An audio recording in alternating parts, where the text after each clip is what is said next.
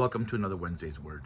If you're doing the daily audio Bible readings with me, we've just made a transition from Job to Ecclesiastes, and there's a theme that runs through both of them, that life is hard, but we should still trust God. Job never knew it, but he was the subject of a test. Satan had gone to God and said, what would it look like if you took all the stuff from Job? He only serves you because you give him all the things. And when all the stuff was gone, his kids, his property, his health, he still clung to God. He did not sin, even though he contested and questioned. God said in Job 2 that he did not sin in all this because even when he was frustrated, he kept going to God. Then we see Solomon, who had the exact opposite. God gave him everything: wealth, wisdom, rulership, peace. And he was so sad.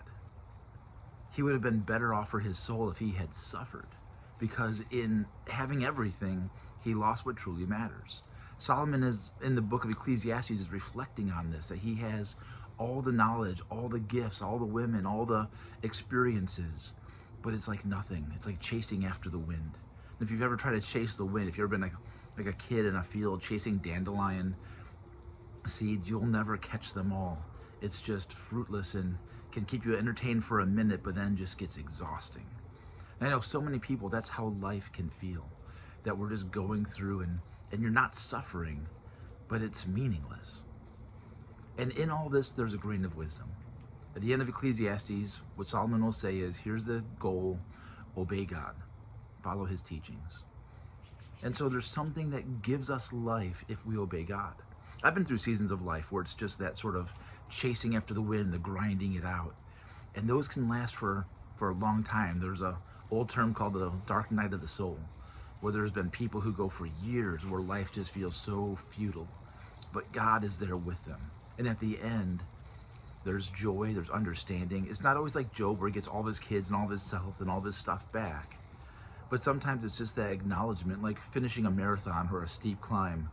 You don't necessarily feel a reward, but you feel a sense of accomplishment. God got me through that.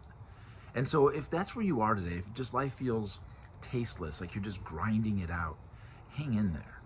Take a lesson from Job and maybe a bad example from Solomon, that life is not going to be better just because your circumstances are suddenly filled with sunshine and flowers. Solomon had all that and was still sad. We sometimes have to take our sadness, turn it over to God, and ask him, what are you doing in me? And how can I be faithful to you in this situation? All right, that's all I've got for you. I love that the Bible can handle our great times. It also speaks deeply to these hard times as well. So that's why we just keep going through it. That's all I got. God bless.